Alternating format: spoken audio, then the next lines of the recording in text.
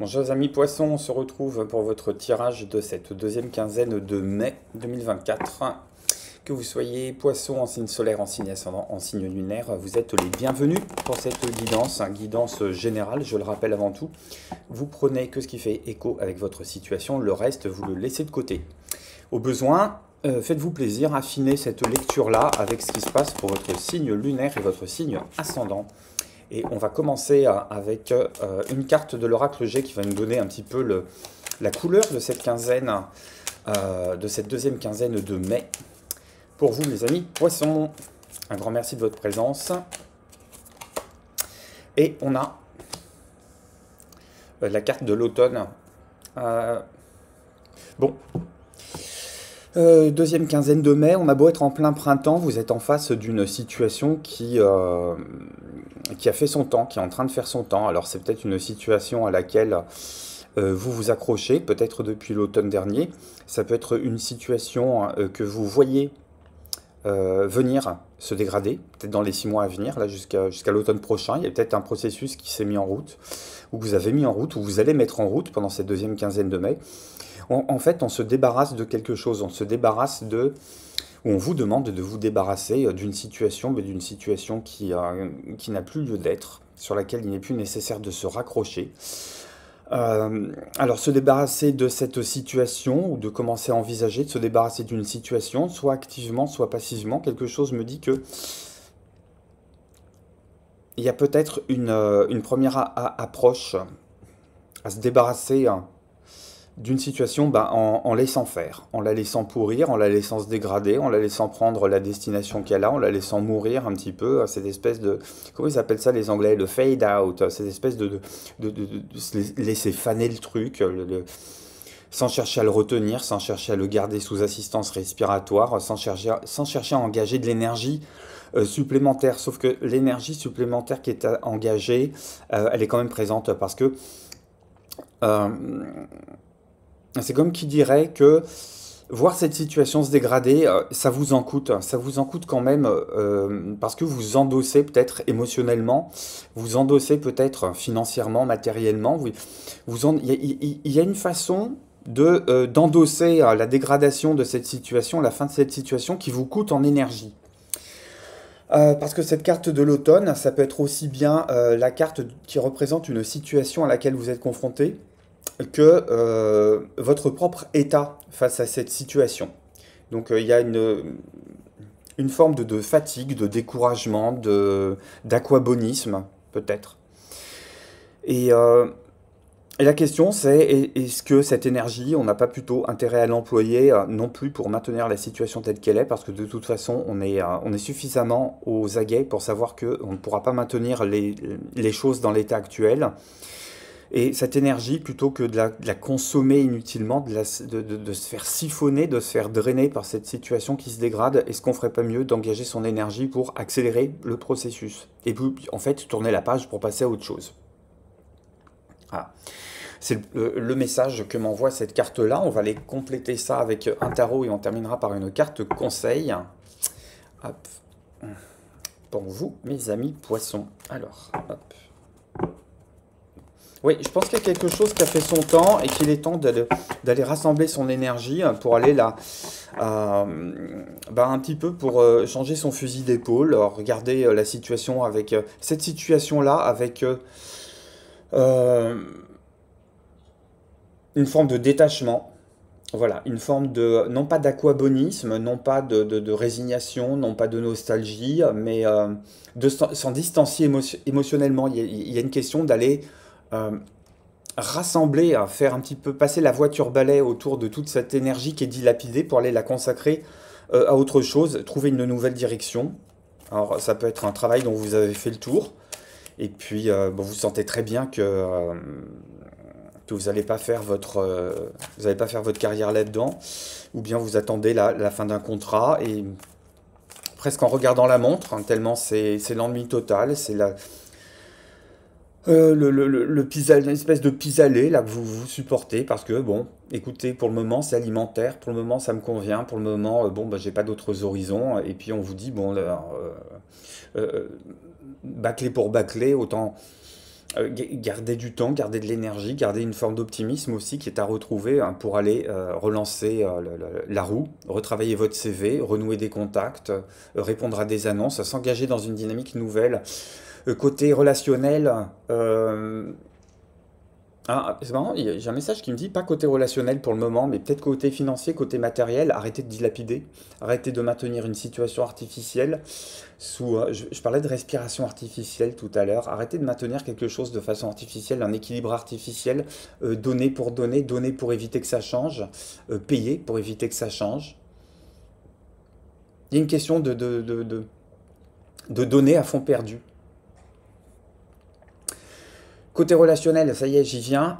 C'est une situation qui est en train de mourir de sa belle mort. Alors, c'est pas nécessairement catastrophique, c'est peut-être votre propre célibat là qui est en train de prendre fin. Vous êtes en train de vous questionner sur ce que vous attendez ou sur ce que vous n'attendez plus, sur ce qui est impossible de faire désormais parce que euh, vos attentes sont plus les mêmes. Vos attentes passées ont été déçues. Il y a peut-être un questionnement là qui s'est posé ou qui est en train d'être creusé pendant cette deuxième quinzaine. Et ça peut être malheureusement aussi une situation qui arrive à sa fin, sur laquelle on a besoin de s'interroger. Mais là aussi, il y a toujours cette question d'éviter la déperdition d'énergie en questions sans réponse ou en questions inutiles parce que vous avez déjà les réponses et vous refusez de vous les avouer. Il y a plutôt cette énergie qui a retrouvé, qui a réemmagasiné, qui est à, à se dire voilà, on se prépare c'est l'automne, on se prépare à un hiver. Après l'hiver, il y aura le printemps. Pendant cet hiver, je vais peut-être prendre mes émotions pour moi, je vais peut-être accueillir les émotions pour moi, je vais peut-être analyser les émotions pour moi, filtrer les émotions pour moi, et puis le printemps finalement fera son apparition à un moment ou à un autre. Ça peut être aussi transformer la donne au sein d'une relation qui est déjà existante, parce que si vous avez tenu jusque-là, c'est que les enjeux, vous les voyez, les enjeux, vous les sentez, vous les... Il y a toujours hein, cette perception un petit peu ultra lucide, là, extra lucide du fait que cette relation en vaut peut-être le jeu en vaut peut-être la chandelle, mais pas avec les règles du jeu qui ont été fixées et pas avec l'énergie que vous êtes en train d'engager dans une direction qui n'est pas la bonne. Est-ce que j'ai un message supplémentaire avec le tarot par rapport à ça?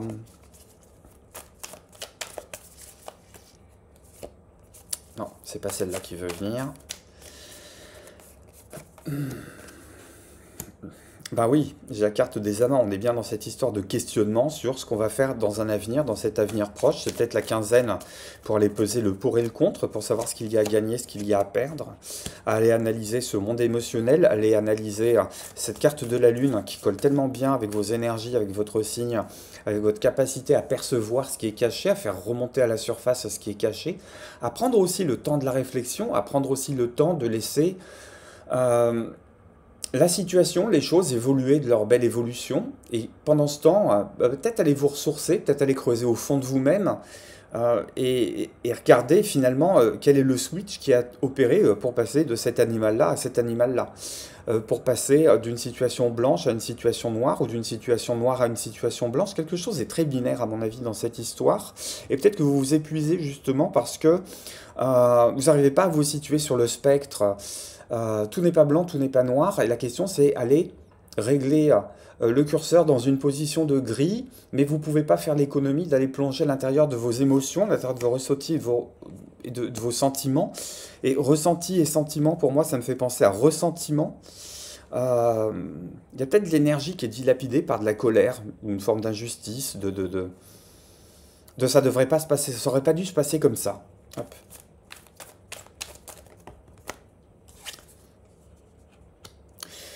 Le conseil, il est clair ici, il y a une question d'aller s'oxygéner, il y a une question d'aller s'oxygéner, de retrouver une énergie nouvelle. Cette énergie nouvelle, elle peut vous être communiquée par des proches, par un entourage proche, des gens en qui vous avez une confiance complète.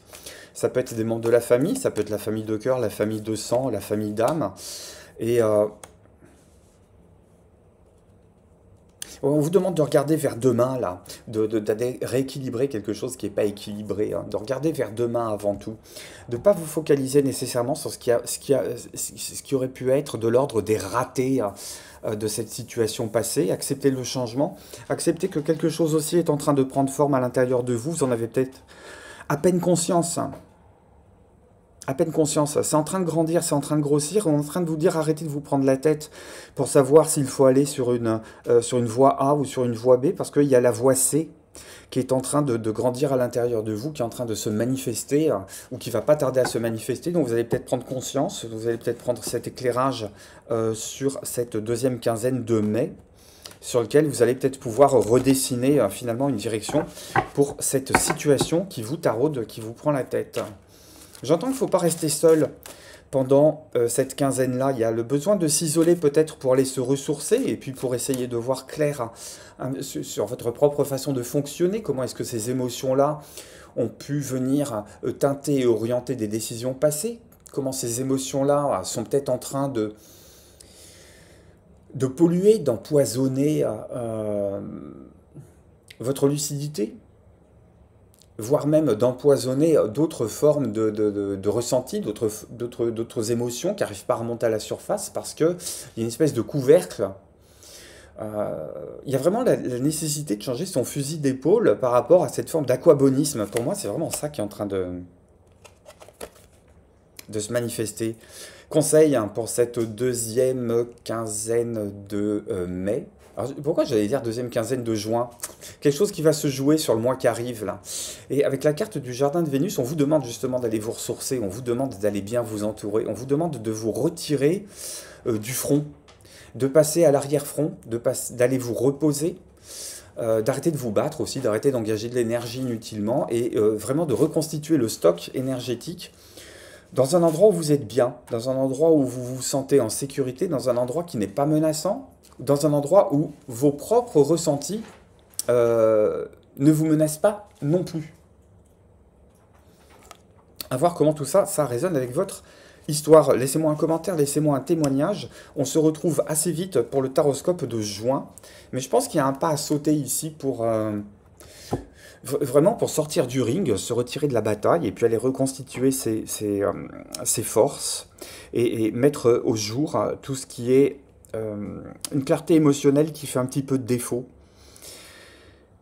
De toute façon, vous êtes très très consciente, très très conscient que l'énergie qui est engagée, elle n'est pas engagée à bon escient. Voilà, on se quitte sur cette conclusion, mes amis poissons. Moi, je vous dis à très très bientôt. Je vous embrasse, prenez soin de vous, bye bye.